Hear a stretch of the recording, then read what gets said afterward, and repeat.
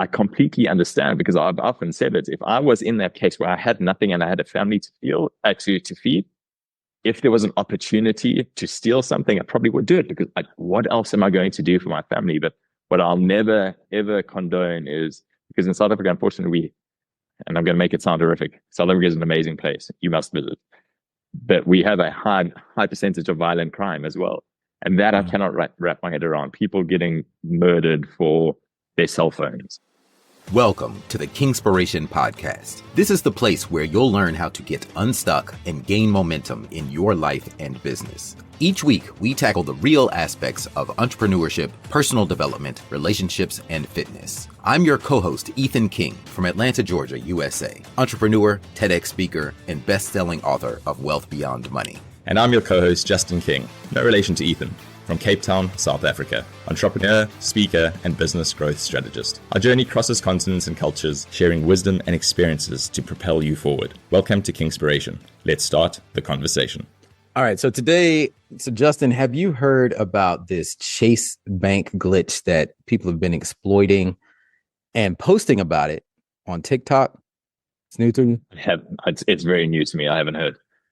Okay, so what happened is someone found a glitch that would allow people to go to Chase Bank, JP Morgan Chase, like one of the biggest banks in the world.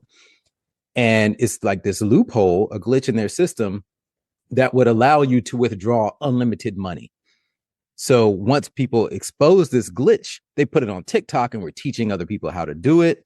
And people were like lining up at the bank, withdrawing thousands and thousands and thousands of dollars that was not in their bank account. And because they exposed this glitch. Well, what happened? Chase found out a bit about it. They fixed the glitch, and all the money that, they were able to backtrace it, and all the money that you took out that wasn't in your account is now negative that amount. So then people were posting on TikTok like, oh man, I can't believe I did this. My account is negative $900,000. What am I going to do? Almost like they're the victim now. And they're posting this on social media. It's crazy. And Chase Bank has said, make no mistake about it, this is fraud and there will be consequences. So not only do these people now owe the money back, which they probably blown or spent, but they could face serious jail time. Yeah. And a lot of people did this. My mind is blown. My mind is blown by the fact that money makes people make silly decisions, man. Mm-hmm. Because I don't care who you are, that's not your cash. You know that what you're doing is wrong. So for people to play the victim card now, for me, that is mind blowing. I was going to say I've got sympathy for them, but I'm not even sure that I do. You know what's fascinating? When I first heard about this, it was on an Instagram post, like a news headline about it, and so I immediately go to the comments to see what people are saying. And people were defending the people who exposed the glitch. And so what they're saying, these were multiple comments, said something to the effect of, well, what do you expect to happen? The economy is so bad. Groceries cost so much. Rent is so high now. What do you expect people to do? Other people were saying, well, these banks have insurance. They can just file an insurance claim, basically kind of like leave the people alone who took advantage of the glitch. And it's just amazing how people expect something free. I mean, it's almost like we were talking about the Strava jockey thing on the last episode, but it's the same type of mindset. Like, I want what I want, and I don't want I want it as free, cheap, and easy as possible. And then they don't expect any repercussions from it. It's just, and it's mind blowing that they're posting about it on social media. But I posted in the comments, well, don't you think even if we were in a good economy, people would still do this, right? Absolutely. And I think there's part of every population who have the mindset of entitlement. I am entitled to, rather than I will work for. I really, really do. And I must choose my words carefully now, but in South Africa, we have what is reported unemployment rate of it's often reported to be at about 30%, 35%. The reality is but the reality is, Ethan, it's far higher than that. Our unemployment rate is absolutely higher than that. So we have a lot of people in South Africa who have nothing. And when I say nothing, I mean they don't live on the poverty line. They have absolutely nothing. So if we start saying that because things aren't cheap in South Africa either. I mean, the rand doesn't do well against the global currencies always, so things are not cheap here. So if we had to use that as the reason to allow, or to always, I'm going to say, I've got huge sympathy for those people, 100% in that scenario. But we cannot say because you are in that scenario that it makes it okay to murder and steal and all the rest of it. I completely understand, because I've often said it. If I was in that case where I had nothing and I had a family to feed, if there was an opportunity to steal something, I probably would do it, because what else am I going to do for my family? But what I'll never, ever condone is, because in South Africa, unfortunately, and I'm going to make it sound horrific, South Africa is an amazing place. You must visit. But we have a high percentage of violent crime as well. And that I cannot wrap my head around. People getting murdered for their cell phones or that type of thing. And I can't. I'm sorry. There's a difference between needing to provide for your family and doing that. So I've taken this a little bit off topic. Where I was going with, a lot of those people sit in this entitled mindset space where they're like, well, I'm entitled to whatever I want and I'm going to get it by any means that I feel necessary. Versus we've got so many amazing entrepreneurs in South Africa who are looking for every opportunity to try and earn some money. And that can be from selling certain things on the side of the road. In Johannesburg, and you'll appreciate this, Ethan, in Johannesburg, there are a lot of the traffic lights that are, we call them robots. There are a lot of traffic lights that are just not working. And there are individuals who literally live in the informal settlements and on the streets, and they are playing the role of ad hoc traffic officers. And they will be standing in the middle of a busy intersection, directing the flow of traffic like absolute pros, just hoping to get a few rand, which would essentially be a few, just as a tip. And they are incredible from the drivers that are driving past. That's why they actually tip them. Yeah, some people do. And they are unbelievable. I don't know where that stands from a legal point of view, just having a pedestrian essentially in the middle of a busy six-lane intersection.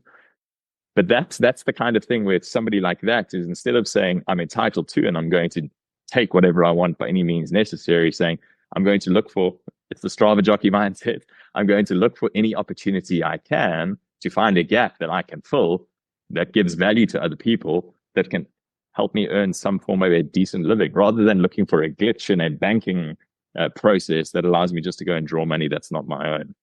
So it's interesting. Again, really interesting insights into human psychology and how people are wired differently.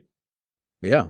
And I mean, I can't pass 100% judgment. I mean, I used to be a hustler, 25 years ago, I would have done the exact same thing.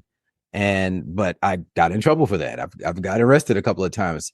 And I think about how was my mindset different then than it is now? And I mean, it's different in a lot of ways. I'm a whole different person. But back then I used to think, well, it's almost like rich people or corporations, they have it, they won't miss it. That it's almost like, well, I'm balancing out the scales. Yeah. So I think that's how a lot of people look at it. And I get it from being on that side of the coin too. But I realize that I'm really hurting myself by thinking that way, and had to change that mindset. And that's what these people are doing. I mean, they're hurting themselves. I mean, and it's one thing, like you talk about, if your family's starving and would you steal? But these people, like literally, this guy had negative $900,000 in his account. Like, bro, you needed 900 grand. What did you do with that? Oh, and then we have all these people are getting busted now for scams that they did with the government money from COVID. So like we had these things called PPP loans that businesses could get. Well, people were committing fraud and getting like millions of dollars in PPP loans when they didn't really even have a business, maybe like a small business that they just formed, and they somehow convinced the government to send them millions of dollars, and then they would go buy luxury cars and go on lush vacations. And now these people are getting arrested and going to jail, and it's catching up because the IRS isn't going to play. It might take 4 years, 5 years, 10 years, but they're going to find out. Heck, I had this company that I used to run back in the day. It was a graphic design firm. It was just an LLC. I was a freelance graphic designer, and I dissolved the company years ago and just closed out all the accounts because I decided I wanted to pour into this other thing. And I got a letter in the mail this year from the IRS.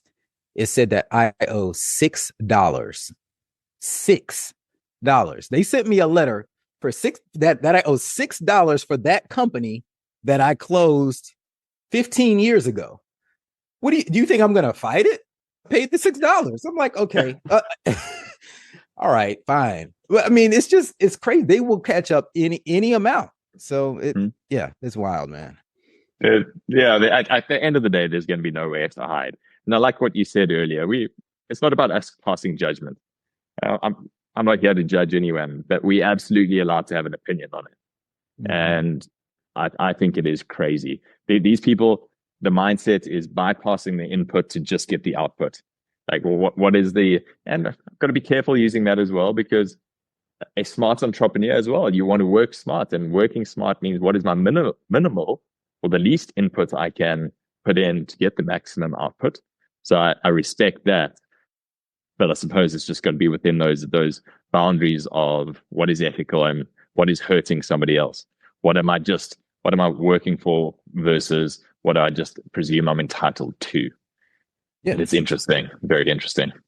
Yeah, that hustler's mindset, take that, because that's what I did. I took that, I have the same mindset now. I just do it in a legal space. That's what you do in business. It's like, if you're selling widgets, how can I get the widgets for as cheap as possible, with 5 cents? And then how can I turn around and sell it for as much as possible, 100 cents? And how can you do that within the scope of actually delivering value to people, so that there's an exchange, so that it's not like you're not taking advantage of people, because then that's a scam. But how can I ethically, morally, and legally add enough value to something to be able to reap the maximum profit from that transaction? And that's where I think that that's where the mindset has to shift for a lot of these people. It's like, how can you weave that into your life instead of just thinking you're getting over and there won't be any repercussions? Because when the flow of exchange isn't even, then there will be repercussions. You've stolen the words out of my mouth. It's an exchange of value, and this was one-sided. And maybe that's the lens and how people need to figure this out. Is there an exchange of value here? I'm giving no value and I'm getting huge value in return. Right. That smells dodgy. Yep. Yeah. Yeah. That should make your spidey sense go off right there. Correct. Question: has anybody been fired from the bank for this glitch? I don't know. It'll be interesting to see. All the news articles are all about these people getting busted, but yeah, I mean, it's computers. That's all banks are, is like numbers, digits just moving back and forth. So I'm sure somebody got fired, but I mean, computers have glitches. Just like there was a big outage with the airlines. Did that affect you guys? Yeah, it did, very briefly, not massively. Yeah, with CrowdStrike. So computers glitch. I mean, we're so dependent on computers. It's unfortunate that our whole lives can be affected by an outage that, might last half a day or whatever. But yeah, I don't know. It'll be interesting to see what comes of this. I'm very curious about, since there's so many people who committed this crime, curious to see how they'll be prosecuted, if they'll be prosecuted beyond just owing all the money back plus the fees. Yeah. I will certainly keep us up to date, Ethan. I'll keep an eye on it as well. It's intriguing. It really is intriguing. Humans are fascinating creatures. That is for sure. Right. So bottom line takeaway here, embrace the hustler's mindset, but do it in the right way, where you can give a massive exchange of value in your business, and so that you can reap the profits, but do it in an ethical and legal way. Nailed it. Amazing. I enjoyed this one. Thanks so much. That's a wrap for today's episode of Kingspiration. We hope this conversation sparked insights to ignite action in your life and business. We're on this journey together, sharing our challenges and successes to help all of us take the next step towards building momentum and ultimately reaching our goals. If you found value in today's episode, please share it with someone else who might benefit and leave us a 5-star review. And remember to hit subscribe so you don't miss out on our weekly conversations. Until next time, keep rolling, keep growing, and keep being inspired.